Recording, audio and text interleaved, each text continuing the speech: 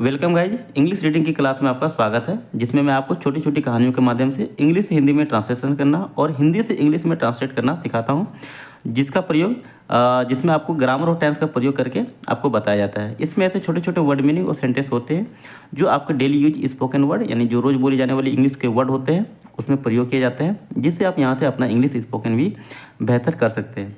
और यहाँ से आपको ग्रामर और टेंस का भी यहाँ से आपको काफ़ी ज़्यादा नॉलेज मिलेगा। अगर आप मेरे चैनल पर नए हैं तो जल्दी से आप मेरे चैनल को सब्सक्राइब कर लीजिएगा, वीडियो को लाइक कीजिएगा, शेयर कीजिएगा। और मैं बिना देरी के वीडियो को स्टार्ट करता हूँ। आज का जो टॉपिक है, ये टॉपिक है नथिंग इज यूजलेस, मतलब कुछ भी। नथिंग का मतलब होता है कुछ भी, इज मतलब है, यूजलेस मतलब बेकार। कुछ भी बेकार नहीं है या फिर कुछ भी बेकार नहीं होता है। दुनिया में कुछ भी है तो वो कहीं ना कहीं कुछ न कुछ उपयोगी के लिए ही है, यानी उसका कुछ न कुछ काम आता ही आता है। ठीक है, इसलिए ये टॉपिक है नथिंग इज यूजलेस, मतलब कुछ भी बेकार नहीं है। इस वीडियो को पूरा समझिएगा, तब आपको जाकर पता समझ में आएगा कि कुछ भी बेकार किस प्रकार नहीं होता है। ठीक है, ए फार्मर यानी एक किसान हैड ए बिग ऑर्चर्ड, मतलब क्या, एक किसान के पास था। अगर यहाँ पे हैव रहता, HVE हैव रहता तो क्या होता है, लेकिन यहाँ पे क्या है हैड, इसलिए क्या हो जाएगा था। एक किसान के पास था ए बिग ऑर्चर्ड, यानी एक बहुत बड़ा बाग या फिर बगीचा। ऑर्चर्ड मीन्स होता है बगीचा, बिग मीन्स होता है बड़ा, यानी एक किसान के पास एक बहुत बड़ा बगीचा था। यहाँ तक बात समझ में आई। अब आगे देखते हैं। It had various kind of fruit tree, यहाँ पर था। ठीक है, यहाँ पे था या फिर यहाँ थे, यहाँ पे हैड है ना, इसलिए क्या हो जाएगा थे। यहाँ थे वेरियस काइंड ऑफ फ्रूट, यानी अनेकों प्रकार के फलों के पेड़। फलों के पेड़, अनेकों प्रकार के क्या फलों के पेड़ यहाँ थे। ट्री है यहाँ ना, तो क्या जाएगा फ्रूट्स का ट्री, यानी फ्रूट ट्री मतलब पेड़ के, यानी फलों के पेड़।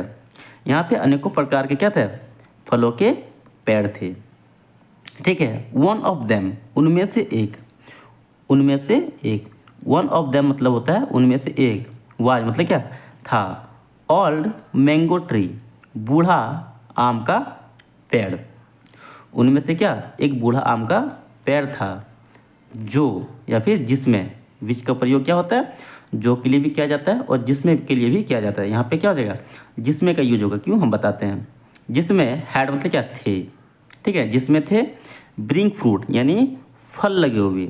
ठीक है, अब यहाँ तो हम ये नहीं बोल सकते कि जो फल लगे हुए थे, ये तो सेंटेंस गलत हो जाएगा ना, यानी ये शुद्ध नहीं, मतलब ये अच्छी तरह से नहीं बोला जा सकता है। इसका उच्चारण यहाँ पे क्या हो जाएगा, सेंस अलग हो जाएगा। तो इसलिए यहाँ पे क्या हो जाएगा, जिसमें थे ब्रिंग फ्रूट, यानी फल लगे हुए, जिसमें फल लगे हुए थे। ठीक है, इट हैड बिकम होम, यानी यह हो गया था।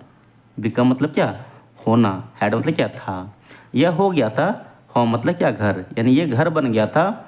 ऑफ हंड्रेड्स ऑफ बर्ड्स, यानी सैकड़ों पक्षियों का घर ये बन गया था। ठीक है, यह सैकड़ों पक्षियों का घर बन गया था। टेकिंग मतलब ध्यान में रखते हुए या फिर यह सोचते हुए के लिए हम लोग क्या करते हैं, टेकिंग का प्रयोग करते हैं। Tree to be no more use, the farmer, ठीक है, decided to cut it down. देखिए यहाँ पे बी नो मोर यूज मतलब इसका अब कोई प्रयोग नहीं या फिर उपयोग नहीं। नो मोर यूज का मतलब क्या है, इसका और अब कोई उपयोग नहीं है। ठीक है, अब जैसे कि ये मेरे पास पेंसिल है, ये पेंसिल जब छोटा हो जाएगा तो इसको हम लोग क्या बोलेंगे, अब इसका कोई उपयोग नहीं है। लेकिन कोई ना कोई ऐसा बच्चा होगा तो इसको भी छिल के क्या करेगा, इसका उपयोग कर लेगा। ठीक है, इसलिए यहाँ पे अगर किसी चीज़ का उपयोग नहीं होता है तो उसके लिए हम लोग क्या करते हैं, वी नो मोर यूज का यूजफुल का हम लोग उपयोग करते हैं। ठीक है, सेंटेंस का यूज करते हैं। ठीक है, यानी अब इसका क्या, इस पेड़ का अब कोई उपयोग नहीं है। फार्मर डिसाइडेड, तो किसान ने क्या किया था, फैसला किया, या सोच के क्या किया, फैसला किया। टू कट डाउन यानी उसे काटने का। ठीक है, उसे काटने का फैसला किया। इसी प्रकार आगे देखें तो ही वेंट टू ऑर्चर्ड, वह गया। गो मीन्स होता है जाना, गो के यहाँ पे क्या है सेकेंड फॉर्म है गया। वह गया टू द ऑर्चर्ड, यानी कहाँ गया, बगीचे में गया। ठीक है, वह बगीचे में गया। विथ मतलब साथ, एन एक्स यानी एक कुल्हाड़ी, एक कुल्हाड़ी लेके, एक अपने साथ एक कुल्हाड़ी लेके वह बगीचे में गया। फोर के लिए, द सेम पर्पस यानी उसी उद्देश्य के लिए, क्या पेड़ को काट दे, उसी उद्देश्य के साथ वह क्या किया, बगीचे में एक कुल्हाड़ी लेके गया। सीइंग द फार्मर यानी देखकर किसान को, अराइव मतलब आते हुए, किसान को आते हुए देखकर, विथ एन एक्स यानी एक कुल्हाड़ी के साथ, किसान को आते हुए देखकर, द बर्ड्स यानी पक्षियाँ, PLEADED प्लेटेड मतलब होता है बनती किया, PLEAD प्लेट मीन्स होता है विनती करना, यहाँ पे ईडी है इसलिए क्या हो जाएगा विनती किया, यानी पक्षियों ने क्या किया किसान को, किसान से विनती किया। मिस्टर फार्मर यानी श्रीमान किसान, please don't feel this tree मतलब ट्री, कृपया डोंट फील मतलब क्या मत गिराइए या पेड़, यानी इस वृक्ष को कृपया नहीं गिराइए, ठीक है। इट्स आवर होम मतलब यह है, ठीक है, हमारा घर, यानी यह हमारा घर है। विल सेल बिकम हम हो जाएंगे, होमलेस मतलब बेघर, हम बेघर हो जाएंगे, ठीक है, उन्होंने ये विनती किया। आगे देखें तो क्या आ जाएगा, वी सेल लिव हम चले जाएंगे, ठीक है, वी मतलब क्या था हम, गागी का सेंस होगा, लिव मतलब होता है जाना, हम चले जाएंगे।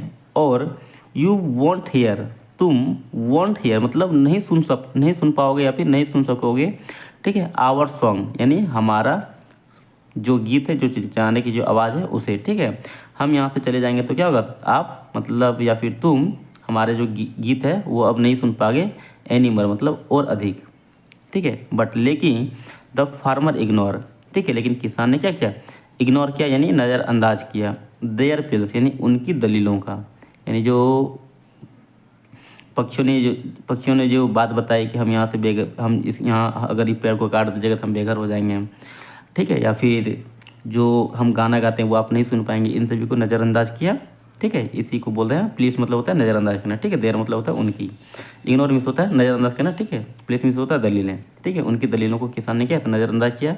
और बाउथ डाउन मतलब गिरा दिया, हिस एक्स यानी अपनी कुल्हाड़ी क्या किया था डाला, on the trunk of tree यानी पेड़ की तना पर, यानी पेड़ का जो तना होता है पेड़ होता है उसे क्या काटने लगा। सडनली अचानक, ही साइंड उसने देखा, ठीक है, ए बिग बी हिव यानी एक बड़ा सा मधुमक्खी का छत्ता, HIV मतलब क्या होता है छत्ता होता है, बी मतलब होता है मधुमक्खी, HIV हिव मतलब होता है छत्ता, यानी एक बड़ा सा मधुमक्खी का छत्ता देखा। इन द हॉल यानी छेद में, ऑफ द ट्री यानी पेड़ के छेद में, क्या एक पेड़ के जो तना है उसके छेद में क्या देखा, यानी एक बहुत बड़ा सा क्या था मधुमक्खी का छत्ता था।